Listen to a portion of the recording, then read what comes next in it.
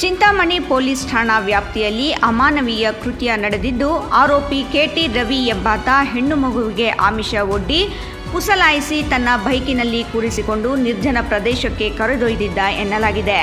ಅಲ್ಲಿ ಮಗುವಿನ ಮೇಲೆ ದೌರ್ಜನ್ಯ ಎಸಗಲು ಯತ್ನಿಸಿದ್ದು, ಬಾಲಕಿಯ ದೇಹದ ಮೇಲೆ ತೀವ್ರ ಗಾಯಗಳಾಗಿವೆ. ಕೃತ್ಯದ ವೇಳೆ ಮಗುವಿನ ಅಳು ಹಾಗೂ ಕಿರುಚಾಟವನ್ನು ಹತ್ತಿಕ್ಕಲು ಆಕೆಗೆ ಪ್ರಜ್ಞೆ ತಪ್ಪಿಸುವ ಇಂಜೆಕ್ಷನ್ ನೀಡಿರುವ ಸಾಧ್ಯತೆ ಇದೆ ಎಂಬ ಬಲವಾದ ಅನುಮಾನ ವ್ಯಕ್ತವಾಗಿದೆ.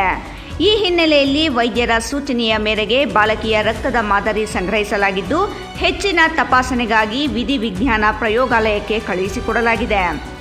ಘಟನೆ ನಡೆದ ತಕ್ಷಣ ಕಾರ್ಯಪ್ರವೃತ್ತರಾದ ಚಿಂತಾಮಣಿ ನಗರ ಪೊಲೀಸರು ಸುತ್ತಮುತ್ತಲಿನ ಸಿಸಿಟಿವಿ ದೃಶ್ಯಾವಳಿಗಳನ್ನು ಪರಿಶೀಲನೆ ನಡೆಸಿದ್ದಾರೆ. ಈ ವೇಳೆ ಆರೋಪಿ ರವಿ ಬಾಲಕಿಯನ್ನು ಬೈಕ್ನಲ್ಲಿ ಕರೆದುಕೊಂಡು ಹೋಗುತ್ತಿರುವುದು ಪತ್ತೆಯಾಗಿದ್ದು, ಈ ಮಹತ್ವದ ಸುಳಿವಿನ ಆಧಾರದ ಮೇಲೆ ಪೊಲೀಸರು ಕಾರ್ಯಾಚರಣೆ ನಡೆಸಿ ಆತನನ್ನು ಹೆಡೆಮುರಿ ಕಟ್ಟಿದ್ದಾರೆ. ಸಂತ್ರಸ್ತೆಯ ಪೋಷಕರು ನೀಡಿದ ದೂರಿನ ಮೇರೆಗೆ ಆರೋಪಿ ವಿರುದ್ಧ ಪೋಕ್ಸೋ ಕಾಯ್ದೆಯಡಿ ಮೊಕದ್ದಮೆ ದಾಖಲಿಸಲಾಗಿದ್ದು, ಪೊಲೀಸರು ಆತನನ್ನು ವಶಕ್ಕೆ ಪಡೆದು ವಿಚಾರಣೆ ನಡೆಸುತ್ತಿದ್ದಾರೆ. ಇಮ್ರಾನ್ ಖಾನ್, ರಾಯಲ್ಸ್ ಕನ್ನಡ, ಚಿಂತಾಮಣಿ.